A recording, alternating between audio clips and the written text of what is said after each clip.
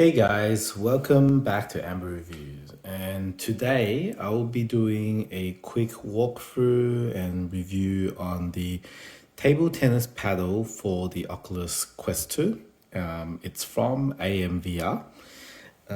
It's one of the ones that's recognized, so you can actually configure it with the actual Oculus as well. So this is what it looks like. I picked it up for about $30 on Amazon. I believe you could just go to AliExpress. I would assume it's the same thing. It's slightly cheaper there, but from Amazon, it was like one day instead of me waiting like 2 months to save maybe $3-4. So it basically looks like this. I'll show you the actual paddle later. This is what the box looks like. Relatively easy to set up. Inside the box, it comes with like installation manual. Even shows you where you can go and change the settings and how you connect it, depending on whether you're right-handed or left-handed. So this is the paddle itself. It's very, very light. All plastic, and these parts has this kind of rubbery feel just to kind of simulate the bat. You got I think if you're right-handed, you put the blue side up. You're left-handed, you put the red side up.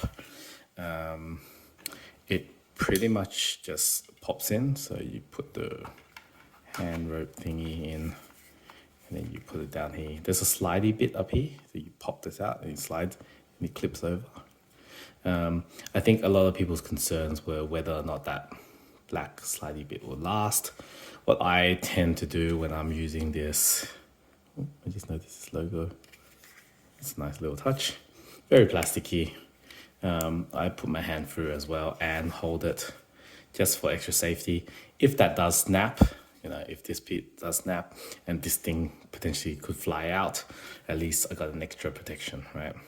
And I try to do things like I don't play facing a window or facing a TV, for example, to minimize the damage on this thing. Some of the other downfalls on it is fact that this if you wanted to use this as a controller, it's like you got to get back to kind of hit this position when you're playing to use it, or you can use the left-handed one, but depends on what you like. What I did find was I found the fact that because it was like this, I could keep it consistent. I like to hold my bat like that when I play, and I found that within an hour or two of just using this, I had a lot of improvement. So I was playing at world-class level, I believe that's what it's called, and I was playing like best of 7 games against the computer, and I was only able to get maybe 1 game of the computer, just inconsistent with the other way I was holding it, which I'll show you later. But using this, within an hour, I was winning 3 games out of the 7 instead. So it definitely drives a lot more consistency for me and a lot more closer to what it would be like using a real bat. So the problems for me with how I would hold it in this one and what this addresses was the fact that, number one, I didn't find a comfortable way of holding it, So I would hold down this button, I'll hold down this button, and I'll put my finger here. So that'll be my grip. It makes it very hard to do the kind of backspin. The top spin on the backhand, sorry, and it was relatively okay with this.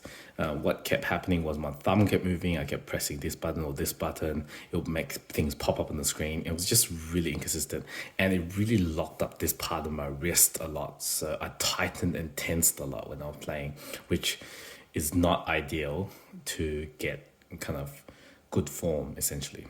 So very, very happy with the $30 investment. I think this makes it so much easier to play, and so much easier to get better at the game. So highly recommend it. If you're wondering whether you should put the $30 to improve your 11 table tennis quality, then definitely recommend it. So hope that helps everyone. If so, please hit that like button, please hit the subscribe button, and I'll see you guys next time. Thank you.